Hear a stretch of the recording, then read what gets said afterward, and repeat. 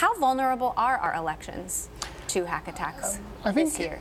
I think pretty much all our infrastructure is vulnerable. It's sometimes surprising to see how easy it is to hack into all the new types of electronic machines that we have around our life, whether it's healthcare or elections or pretty much everything that's connected.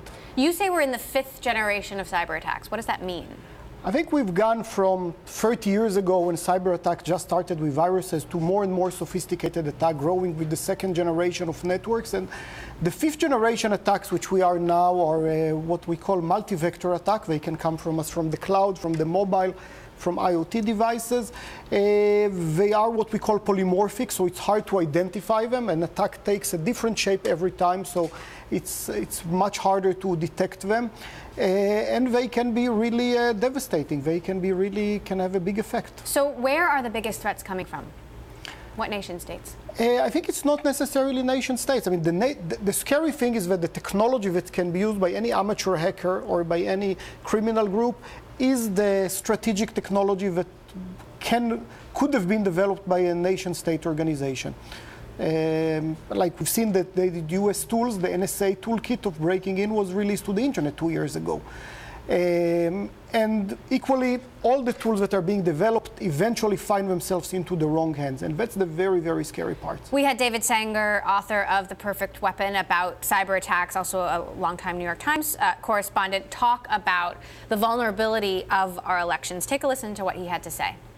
What worries me about our next election, not just 2018, but 2020, is there will be other countries that will learn from what the Russians did and will devise new approaches. And the constant problem in cyber is you're always behind the 8 ball. The attackers are always thinking of new ways in, which is why you're seeing new defense technologies that look at sort of behavior instead of just past patterns. But we also need to begin to think about what the geopolitical solution is to this. What is the tech solution? What is the geopolitical solution? I think there's 2 areas to look at. One is the technical hacking to a voting machine and faking results. And second is influencing the public opinion, which we've seen in opening fake Facebook accounts, influencing the media with fake news and so on. And these are 2 almost different domains in what we need to protect. And there are actually tools for both. I mean, there are tools to secure the infrastructure and to secure the machines. There are companies that provide them. We can provide the great solutions for that. Tools to detect what Facebook accounts are fake, what things like that are being influenced. There are even technology tools that can identify that. I know a few startups that are specializing in that, and they can do a good job. Speaking of your business, Check Point continues to trail Palo Alto Networks and Fortinet.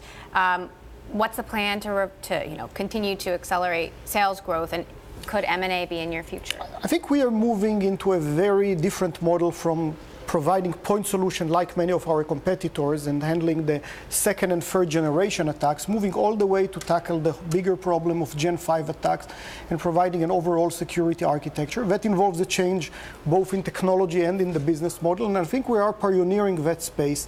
And we are actually seeing very, very good results in people's understanding of the problem, and even if the sales take off of some of that.